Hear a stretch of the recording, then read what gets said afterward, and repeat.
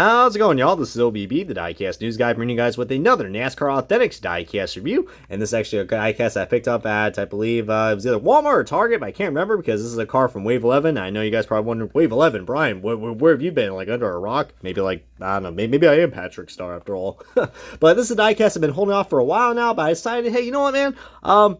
Not many people have reviewed this car as much, but hopefully, I don't know, I decided to go ahead now and be the oddball and just say, hey, you know what, man, I'm going to review this thing as late as possible and let's see what happens. So, heck, you know, call me out for it, but it is what it is. I love this paint scheme, guys. I think it's pretty cool. I love my military paint schemes, and this is going to be on That Jones Boy. This is Erik Jones' 2021 U.S. Air Force Tuskegee. Yeah, I believe that's how you pronounce it right there. The Tuskegee Airmen Chevrolet Camaro Z01 1LE for Richard Petty Motorsports. So yeah, guys, this is really cool, guys. And let me just say, we've been so spoiled with the Petty diecast for Erik Jones, guys. We had his Armor All car, we had the U.S. Air Force Tuskegee Airmen car, which I'm showing you right here, and then we also got, you know, the Special Warfare car that came out in Wave 13. By the way, I recommend getting that car in the Gold Series because PTC mold sucks, and that's all that matters. But yeah, I mean, if you guys are familiar with you know, your U.S. Air Force history, then I think this one's probably going to ring a bell. But if not, stay tuned because I'll give you guys some much more clear information on this, because, you know, you might learn something after this review, and if not, then hey, you know, the choice is yours. But here's the back of the diecast. You guys want to see that? Well, the diecast packaging. We'll get to the back of the package or the diecast very soon, as this introduction is already pretty long enough. But let's go and start this diecast review and the official unboxing of Erik Jones' 2021 U.S. Air Force Tuskegee Airman car. And alrighty, guys, we got this diecast out of its box. And before we get started on this diecast review, let's look at the accessory that comes with this, because, you know, it's a NASCAR Authentics review, so we gotta have to showcase the accessories, which is a free sticker. Oh, gee whiz, what do I win? Apparently it's a sticker, asshole. But you see right there, we do got, looks like the sticker I've seen better days. It's folded, but hey, whatever though, we can just go and just, you know, fold it back in, or I just completely made it even more wrinkled and crap, but whatever. But still pretty cool. You get the U.S. Air Force sponsorship, and you got the little star right there for the that's part of the paint scheme. I almost said livery, but there's a reason why I said livery, because they had a matching paint scheme to this for not only for the NASCAR Talladega race in spring, but also at the Indy 500 from 2021 with Connor Daly. So I kind of like that the U.S. Air Force, you know, has been doing that the last few years. They did it with Bubba Wallace and Connor Daly, but as you guys know, U.S. Air Force no longer sponsors, you know, Ed Carpenter, but they still do with Richard Petty Motorsports, which is really cool. I kind of do like that they've been you know, incorporating different paint schemes of like every year it seems like there's like a different paint scheme that they use representing like one of their you know, one of their battleship, their battle ships that they had. Well, not ships, you know what I mean. Yeah, they're airplanes. As you can tell, I don't really know my terminology that well, but hey, whatever though. Maybe that's why I'm a diecast reviewer and not, you know, a pilot. But but this is pretty cool, guys. This is supposed to represent the Tuskegee Airmen, which you guys don't know. These guys, this was a U.S. Air Force, I guess. This was like a group of what was it? I believe from Tuskegee, Alabama. I don't know if I'm pronouncing that right, but it's a group of African American pilots who served in the World War II era. So I don't know, it's pretty cool. I mean, that kind of it showcases the rich history we got with the U.S. Air Force, as the U.S. Air Force is the only sponsor that is in NASCAR for the military branches, because, you know, apparently, I don't know, they just didn't want to sponsor, or I guess you can't really sponsor them as much.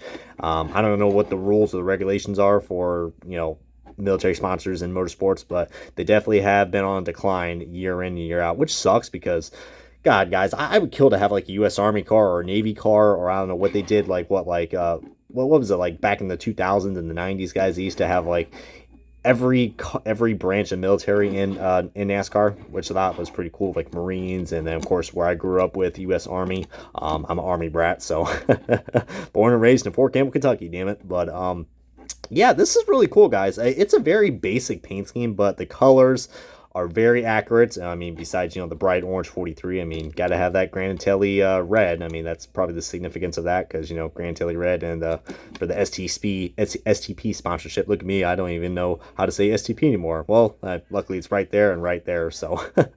But this is pretty cool, guys. He drove this car for I think for 2 races, and he drove this and nearly had a good run at the spring Talladega race, the Geico 500. Coming down to the last lap, as you guys know, I mean, that was a race that Brad Keselowski won his final a race at the money line car for Team Penske, and Erik Jones was en route to have a good finish. Unfortunately, he had a really he had a I don't know, I guess he had a really good run coming in, and then all of a sudden he just got loose and got into I guess Kaz Grala and got into the outside wall, and unfortunately ended his day right there on the last lap. So that kind of sucks right there. It was just a one car incident, and then Ross Chastain spun out in the 42. So yeah, it just wasn't a good day for the guys in the the number 40 cars. So but man, I mean, let me tell you what, man. He did actually, while things were looking bad at Talladega, he actually got a top 10 finish in this car at the Bristol night race. So how about that, guys? I think he finished 8th or 9th, if I'm not mistaken. So it was a good day for the U.S. Air Force guys, and this is pretty cool, guys. I mean, I think this is the first time we ever got a U.S. Air Force car that's not the primary car, which I think they kind of brought back the primary car now. I think, if you guys saw Erik Estep's, preview of the U.S. Air Force car for 2022, it's like all black and green. It looks like probably a primary, but I guess that was the fan vote winner.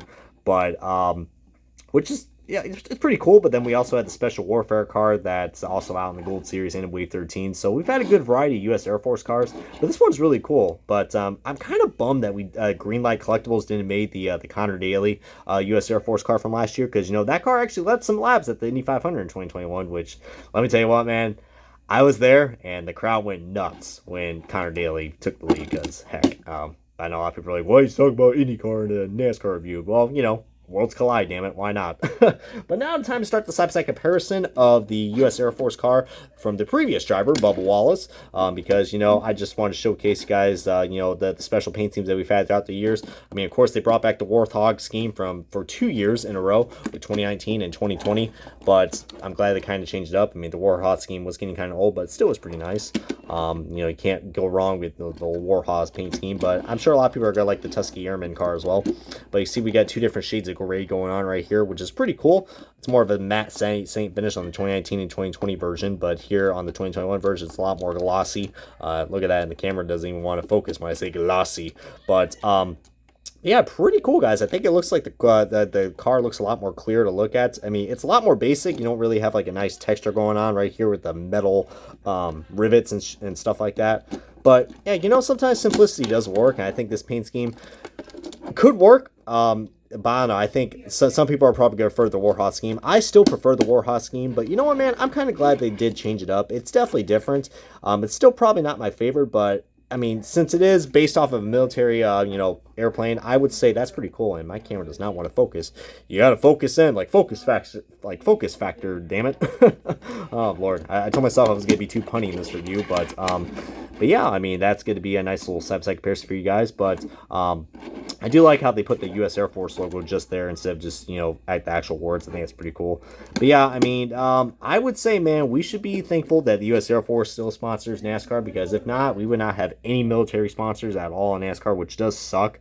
But heck, man, I'm hoping we could probably, even if it's like for a one-off race, guys, I would just like to see, the Army or the Marines or somebody come back, guys.